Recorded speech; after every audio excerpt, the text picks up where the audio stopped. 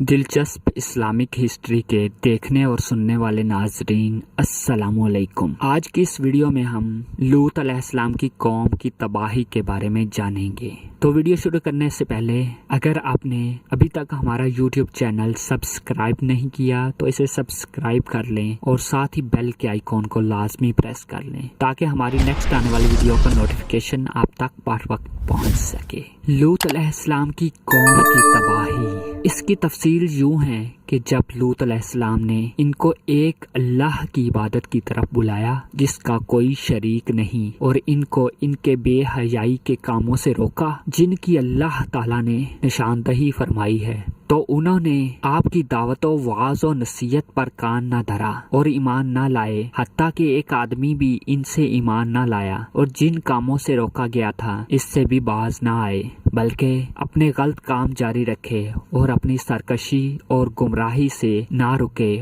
और अपनी तरफ भेजे हुए रसूल को अपनी बस्ती से बाहर निकालने का इरादा किया और इसको कमजोर समझा और इससे ठट्ठा मजाक किया। और लूत अलैहिस्सलाम की पूरी गुफ्तगू के जवाब में इस बेअकल कौम का जवाब ये था कि आले लूत को अपनी बस्ती से निकाल दो कि ये लोग पाकबाज बने फिरते हैं। बस अल्लाह ताला ने लूत अलैहिस्सलाम और इसके घर वालों को कुफ्र, शिर्क और दीगर बुराइयों की आलाइशों से पाक रखा, मगर इनकी बीवी इनसे अलग रही और तबाह हुई और अल्लाह ताला ने लूत अलैहिस्सलाम और इनकी कौम को बहुत अच्छे तरीके से अलग किया और काफरों को इनके घरों में लेटने पर मजबूर किया और इन पर सख्त लो चलाई जो समुंदर की मौजों की तरह मुंह जोर और बदबूदार थी। और वो दर हकीकत हवा नहीं थी बल्कि भड़कती हुई आग और बदतरीन गर्मी थी और पानी बदबूदार था। बस्ती से निकाल देने की बात उन्होंने इस वक्त की जब लूत अलैहिस्सलाम ने इनको बहुत बड़े बेहुदा काम और बड़ी बेहयाई से रोका जिसका इनके सिवा पूरी दुनिया में कोई मुर्तकिब नहीं हुआ था। इसलिए अल्लाह ने इनको दुनिया वालों के लिए अबरत का नमूना बना दिया था। मज़कूरा बेहयाई और बेहुदगी के साथ साथ वो राहगीरों को लूटते और अपने साथियों की खयानत करते, बेहयाई वाली गुफ्तगू और किस्सा गोई और इकट्ठ की जगह में मुख्तलिफ किस्म के बुरे काम और बुरी बातें करते, हत्ता कि वो अपनी मजलिस में जरा भर हया न करते। बाद औकात इनकी मजलिसों में बड़े बुरे काम किए जाते मगर वो इन पर नापसंदीदगी का इजहार तक न करते और ना कोई वाज़ो नसीहत इन पर असर करती और ना किसी अक्लमंदो दाना इंसान की नसीहत आमीज गुफ्तगू इन पर असर करती। इस मामले में वो जानवरों की तरह हो गए थे, बल्कि जानवरों से भी ज्यादा गुमराह थे। ना तो वो अपने वक्तिया गलत कामों से बाज आए और ना गुज़श्ता गुनाहों पर नादमों परेशान हुए और ना आइंदा के लिए इनको अपना आप तब्दील करने का इरादा था। इसलिए अल्लाह के सख्त अजाब ने इनको आ पकड़ा और उन्होंने लूत अलैहिस्सलाम को यहाँ तक कह दिया था कि अगर तू सच्चा है हमारे पास अल्लाह का अजाब ले आ। और जिस अजाब से इनको लूत अलैहिस्सलाम ने डराया था इस अजाब के वाक़या होने का मुतालबा कर दिया। इस वक्त अल्लाह के नबी लूत अलैहिस्सलाम ने इनके लिए बद्दुआ की और रब्बुल आलमीन अलल मुरसलीन से फसादी कौम के खिलाफ मदद करने की इल्तिजा की। हजरत लूत अलैहिस्सलाम की गैरत की वजह से अल्लाह ताला की गैरत भी जोश में आई और इनके नाराज होने पर अल्लाह भी नाराज हुआ और इसने अपने बंदे और रसूल की दुआ कब्र और इसने अपने इज्जत वाले पैगंबर और अजमत वाले फरिश्ते भेजे जो इब्राहीम अलैहिस्सलाम के पास से गुजरे और इनको साहिबे इल्म बेटे की खुशखबरी सुनाई और वो जिस असल बड़े काम के लिए आसमान से नाजिल हुए थे इसकी खबर भी इब्राहीम अलैहिस्सलाम को दी। तो इब्राहीम अलैहिस्सलाम ने कहा, सूरह अल ज़ुर्रियात आयत नंबर 31 ता 34। तर्जमा, इब्राहीम अलैहिस्सलाम ने कहा, ऐ फरिश्तों तुम्हारा मुद्दा क्या है? उन्होंने कहा कि हम गुनाहगारों की तरफ भेजे गए हैं ताकि इन पर कंकर बरसाएं जिन पर हद से बढ़ जाने वालों के लिए तुम्हारे परवरदिगार के हाथ से निशान कर दिए गए हैं। और अल्लाह ताला का फरमान है सूरह अल अनकबूत आयत नंबर 31 ता 32। तर्जमा, और जब हमारे फरिश्ते खुशी की खबर लेकर इब्राहीम अलैहिस्सलाम के पास आए तो कहने लगे कि हम इस बस्ती के लोगों को हलाक कर देने वाले हैं कि यहाँ के रहने वाले लोग नाफरमान हैं। इब्राहीम अलैहिस्सलाम ने कहा कि इसमें तो लूत भी हैं। वो कहने लगे कि जो लोग यहाँ रहते हैं हमें सब मालूम है, हम इनको और इनके घर वालों को बचा लेंगे। سوائے ان کی بیوی کے کہ وہ پیچھے رہ جانے والوں میں ہوگی اور ہلاک ہوگی۔ ایک اور جگہ ارشاد باری تعالیٰ ہے، سورہ ہود آیت نمبر 74۔ ترجمہ: جب ابراہیم علیہ السلام سے ڈر جاتا رہا اور اس کے پاس بشارت آ گئی تو وہ ہم سے قوم لوط کے بارے میں بحث کرنے لگا۔ حضرت ابراہیم علیہ السلام نے اپنے اللہ تعالیٰ سے قوم لوط کے بارے میں پرزور سفارش کی، اس لیے کہ ان کو امید تھی کہ وہ شاید اپنے نبی کی بات مان لیں گے، اللہ کی طرف جھک جائیں گے اور اس کے فرما بردار ہو جائیں گے اور غلط کاموں کو چھوڑ دیں گے اور اللہ کی ہدایت کی طرف لوٹ آئیں گے۔ اس لیے اللہ تعالیٰ نے فرمایا کہ بے شک ابراہیم بردبار، نرم مزاج اور اللہ کی طرف رجوع کرنے والا تھا۔ اے ابراہیم، اس بات کو چھوڑ، یقیناً تیرے رب کا حکم آ چکا اور یقیناً ان پر نہ ٹالا جانے والا عذاب آ کر رہے گا۔ یعنی اس بحث کو چھوڑ دو اور کسی دوسرے معاملے میں گفتگو کرو، کیونکہ ان کی ہلاکت پختہ اور اٹل ہے، اس لیے کہ تیرے رب کا فیصلہ آ چکا، پھر اس کو لوٹایا نہیں جا سکتا، اس کی سزا کو ٹالا نہیں جا سکتا اور اس کے فیصلے کو کوئی تبدیل نہیں کر سکتا۔ حضرت سعید بن مسیب، صدیق، قتادہ اور محمد بن اسحاق رحمہ اللہ تعالی اجمعین فرماتے ہیں کہ ابراہیم علیہ السلام نے فرشتوں کی گفتگو سن کر کہنا شروع کیا کہ کیا تم ایسی بستی کو ہلاک و برباد کر دو گے جس میں 300 مومن موجود ہیں؟ انہوں نے کہا نہیں، تو فرمایا اگر اس میں 200 ایمان والے ہوں تو پھر ہلاک کرو گے؟ انہوں نے کہا نہیں، تو فرمایا کہ اگر 40 مومن ہوں؟ انہوں نے کہا نہیں، تو فرمایا اگر 14 مومن موجود ہوں؟ انہوں نے کہا نہیں۔ اور مفسر ابن اسحاق کہتے ہیں کہ ابراہیم علیہ السلام نے یہاں تک کہہ دیا کہ اگر اس میں ایک ایمان والا ہو تو؟ انہوں نے کہا نہیں۔ ابراہیم علیہ السلام نے کہا بے شک اس میں لوط ہے۔ انہوں نے جواب دیا اس میں جو کوئی ہے ہم اس کو خوب جانتے ہیں۔ اور اہل کتاب کے ہاں روایت یوں بیان کی گئی ہے کہ ابراہیم علیہ السلام نے کہا اے اللہ، کیا تو ان کو ہلاک کرنا چاہتا ہے جبکہ ان میں 50 آدمی اچھے اور نیک ہیں؟ اللہ نے فرمایا کہ ان میں اگر 50 آدمی نیک ہوتے تو میں ان کو ہلاک نہ کرتا۔ حتیٰ کہ ابراہیم علیہ السلام نے 10 نیک افراد کا ذکر کیا تو اللہ تعالیٰ نے فرمایا اگر ان میں 10 نیک ہوتے، تو اللہ تعالیٰ نے فرمایا اگر ان میں 10 نیک ہوئے تو میں ان کو ہلاک نہ کرتا۔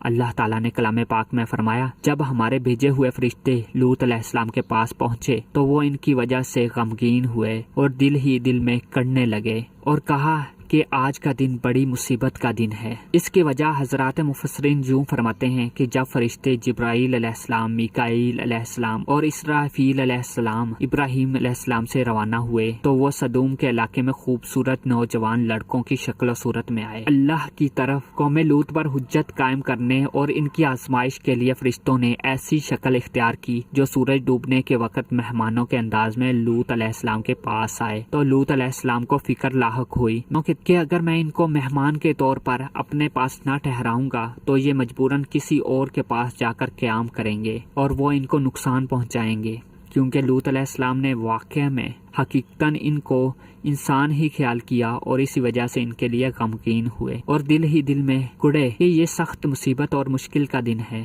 حضرت ابن عباس رضی اللہ تعالیٰ عنہ اور حضرت قتادہ رضی اللہ تعالیٰ عنہ اور مجاہد و محمد بن اسحاق رحمہم اللہ تعالیٰ اجمعین کہ یہ دن لوط علیہ السلام پر کٹھن اور مشکل تھا، کیونکہ وہ جانتے تھے کہ یہ لوگ ان مہمانوں کو نقصان پہنچائیں گے جیسے وہ اوروں کے ساتھ برا سلوک کرتے ہیں۔ اور حضرت لوط علیہ السلام کی قوم نے حضرت لوط علیہ السلام کو یہ بھی کہا ہوا تھا کہ آپ کسی مہمان کو اپنے پاس نہیں ٹھہرا سکتے، لیکن جب انہوں نے دیکھا کہ رات ہو چکی ہے، اب ان سے چھٹکارے کی کوئی صورت نہیں ہے، حضرت قتادہ رضی اللہ تعالیٰ عنہ نے بیان کیا ہے کہ وہ فرشتے لوط علیہ السلام کے پاس اس وقت آئے جب وہ زمین میں کام کاج کر رہے تھے اور فرشتے میزبانی کی استدعا کرنے لگے۔ لوط علیہ السلام ان سے بہت شرمائے اور ان کے آگے آگے چل پڑے اور ان سے کنایوں اشاروں کے انداز میں گفتگو شروع کر دی کہ شاید وہ اس طرح کسی اور علاقے میں چلے جائیں۔ لوط علیہ السلام نے ان سے یہ بھی کہا کہ اللہ کی قسم روئے زمین پر ان لوگوں سے زیادہ برے اور گندے لوگ اور کہیں نہیں ہیں۔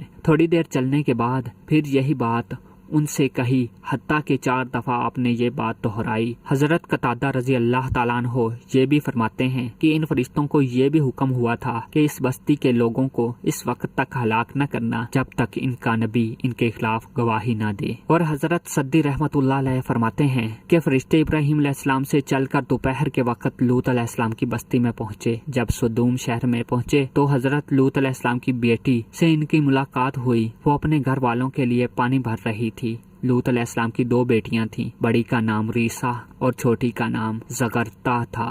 फरिश्तों ने इस बच्ची से पूछा कि ए लड़की, इधर कोई ठहरने की जगह है? इसने कहा, हाँ, तुम इधर ठहर जाओ, मैं तुम्हारे पास वापस आकर बताती हूँ। वो अपनी कौम से इन पर डरी और अपने बाप के पास आकर कहा, अब्बा जी, शहर के बाहर चंद नौजवान हैं जो आपसे मिलना चाहते हैं। मैंने इनसे ज्यादा हसीन और खूबसूरत आदमी कभी नहीं देखे। कहीं आपकी कौम इनको पकड़कर जलील न कर दे, क्योंकि कौम ने इनको रोका हुआ था कि तुम कोई मेहमान अपने पास नहीं ठहरा सकते। मेहमानों का इंतजाम हमारे जिम्मे है। हजरत लूत अलैहिस्सलाम इनके पास आए और इस बात का आपके घर वालों के सिवा किसी को इल्म न था। इनकी बीवी बाहर गई और कौम के लोगों को बताया कि लूत के घर कुछ लोग आए हैं और इनसे ज्यादा हसीन और खूबसूरत चेहरे मैंने कभी नहीं देखे। तो इनकी कौम भागती हुई इनकी तरफ आई। अल्लाह ताला का फरमान है, तर्जमा, और इससे पहले भी वो बुरे काम करते थे। इसका मतलब ये है कि इस वक्त की बुराई के साथ साथ इससे पहले भी बड़े बुरे कामों में मुलव्वस थे। लूत अलैहिस्सलाम ने अपनी कौम से कहा कि ऐ मेरी कौम, तर्जमा, ये मेरी बेटियां हैं जो तुम्हारे लिए बहुत पाकीज़ा हैं। लूत अलैहिस्सलाम ने इनको अपनी अपनी बीवियों के पास जाने की हदायत की जो शरई लिहाज से इनकी बेटियां थीं, क्योंकि नबी उम्मत के लिए बामंज़िला बाप के हाँ होता है, जैसे कि हदीस में आया है। और कुरान मजीद में भी अल्लाह ताला का इरशाद है कि नबी मोमिनों से इनके नफ्सों से ज्यादा करीब है और इसकी बीवियां इनकी माएँ हैं। और बाद साहबा और मुक्तदमीन आइम्मा का भी यही कौल है कि नबी बाप होता है। और ये इस तरह है जिस तरह अल्लाह ताला ने फरमाया है, क्या तुम जहान वालों में से मर्दों के पास आते हो और तुम्हारे रब ने तुम्हारे लिए जो बीवियां पैदा की हैं उन्हें तुम छोड़ते हो, बल्कि तुम हद से निकल जाने वाली कौम हो। इस तरह की सराहत हजरत मुजाहिद, सईद बिन मुसैयब, रबी बिन अंस, कतादा, सदी, मोहम्मद बिन इसहाक ने की है और यही दुरुस्त है। और बाद लोगों ने जो ये कहा है कि लूत अलैहिस्सलाम ने अपनी बेटियों के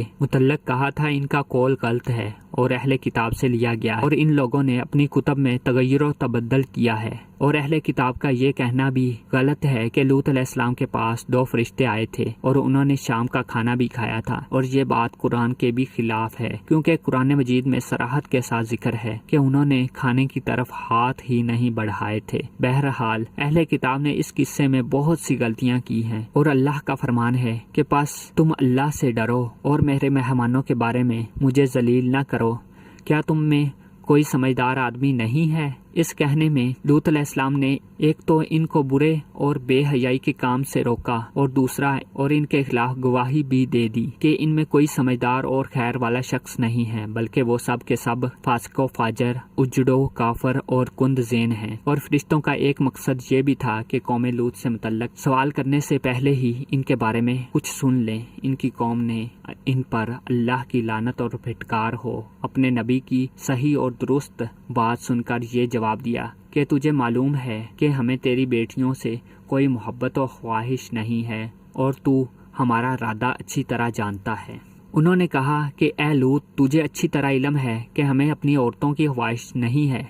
औरतों के अलावा हमारी गरज और हमारा मकसद तेरे इल्म में है। तो इन बदबख्तों ने अपने मेहरबान रसूल से इतनी गंदी बात कही और अल्लाह की कुदरत और सतूत से न डरे जो दर्दनाक अजाब देने वाला है। इनकी इस बात के सुनने पर लूत अलैहिस्सलाम अपनी बेबसी के आलम में दिली ख्वाहिश का इजहार कर रहे थे कि काश मेरे पास तुमसे निपटने के लिए कुव्वत होती, ताकत होती, या मेरा मददगार एक मजबूत खानदान होता जो इनके खिलाफ मेरी मदद करता और ये अपनी गलत और फहश बात की वजह से जिस सजा के मुस्तहिक हैं वो सजा इनको दी जाती। हजरत अबू हुरैरा रज़ी अल्लाह ताला अन्हु मरफूअन बयान करते हैं कि रसूल पाक सल्लल्लाहु अलैहि वसल्लम ने फरमाया कि हम इब्राहीम अलैहिस्सलाम से ज्यादा शक के हकदार हैं और अल्लाह ताला लूत अलैहिस्सलाम पर रहम फरमाए। वो यकीनन मजबूत किले की तरफ पनाह पकड़ते थे और अगर मैं कैद में इतना ठहरता जितना यूसुफ अलैहिस्सलाम ठहरे थे तो मैं बुलाने वाले की बात मान लेता। इसी तरह दूसरी रवायत में भी حضرت ابو ہریرہ رضی اللہ تعالیٰ عنہ سے مروی ہے کہ رسول اللہ صلی اللہ علیہ وآلہ وسلم نے فرمایا،